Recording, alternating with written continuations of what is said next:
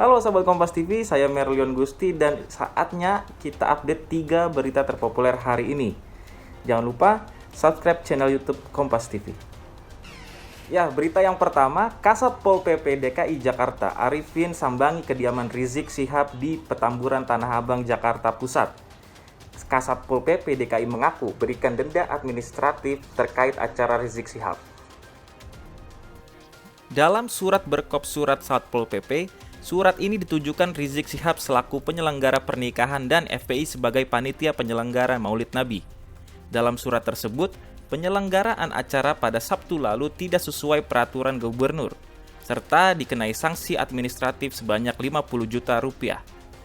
Ya, pagi ini sekitar pukul 10.20 kami Satpol PP DKI mendatangi kantor FPI di kawasan Jalan Petamburan, Jakarta Pusat, menyampaikan surat sanksi denda administratif terhadap pelanggaran PSBB berupa adanya kerumunan kegiatan peringatan Maulid Nabi Muhammad SAW dan pernikahan yang berlangsung di Jalan Petamburan 3, Jakarta Pusat.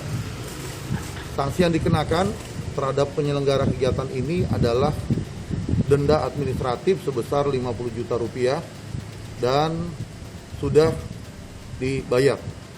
Kami berharap agar ke depan seluruh warga Jakarta bisa sama-sama ikut menjaga pelaksanaan 3M, yaitu memakai masker, menjaga jarak, dan rajin mencuci tangan. Penting bagi kita semua untuk saling menjaga untuk memutus rantai penyebaran COVID-19. Pemprov DKI tentu akan mengingatkan soal protokol kesehatan dan akan menindak tegas bila terjadi pelanggaran terhadap protokol kesehatan COVID-19.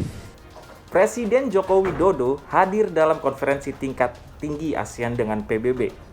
Acara ini digelar secara virtual dan diikuti oleh negara-negara anggota ASEAN lainnya.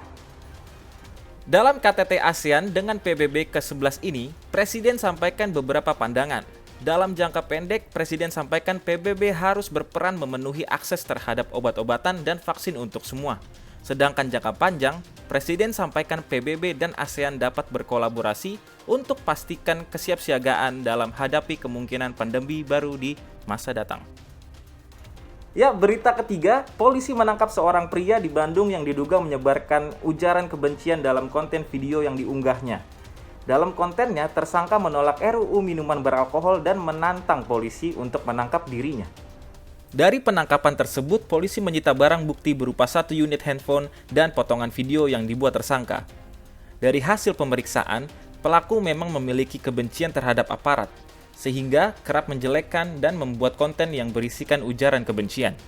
13 November jam 07.00 19.00 waktu Indonesia Barat, tim dari Polrestabes Bandung menangkap 2 orang berinisial DF, yang mana DF telah melakukan penyebaran menimbulkan rasa kebencian atau permusuhan di konten atau di media sosial. Oleh karena itu dilakukan penangkapan dan sekarang sedang dalam proses pemeriksaan oleh petugas dari Reskrim Polrestabes Bandung. Sejauh ini motifnya apa, Dan? Yang dari hasil pemeriksaan bahwa yang bersangkutan memang dia membenci dengan aparat maupun terhadap pemerintah dan negara. Jadi dengan kebenciannya itu dia selalu menjelek-jelekan, memberikan konten yang bersifat kebencian terhadap suatu golongan atau orang atau yang biasa disebut dengan SARA. Tersangka sedang menghisap sesuatu. Dalam pemeriksaan sementara dia mengaku yang dia hisap adalah tepung gula, tapi tetap kita dalamin. Mungkin setelah habis ini akan dilakukan pemeriksaan forensik terhadap DM ini dan akan lebih dalam lagi pemeriksaannya apakah terkait dengan narkoba lainnya. Seperti kita lihat di dalam tatonya di badannya dan pengakuannya juga dia tidak suka dan benci terhadap aparat dan pemerintah serta negara. Ya, jadi kita lihat dari tanda bukti yang ada, tato yang ada di badannya berlambang A, yang seperti ini kita ketahui sama. Nah, itu tanda-tanda itu yang bisa membuktikannya, sehingga dibuat akhirnya juga dia membuat konten-konten yang tidak suka atau menimbulkan sara ataupun menimbulkan kebencian terhadap seseorang atau golongan. Kita setiap ada unjuk rasa dan menimbulkan keresahan dan menimbulkan perpecahan dalam unjuk rasa tersebut. Nah, itu dia 3 berita terpopuler hari ini. Saya Merlion Gusti, pamit undur diri dan jangan lupa like, share, dan komen di channel YouTube Kompas TV.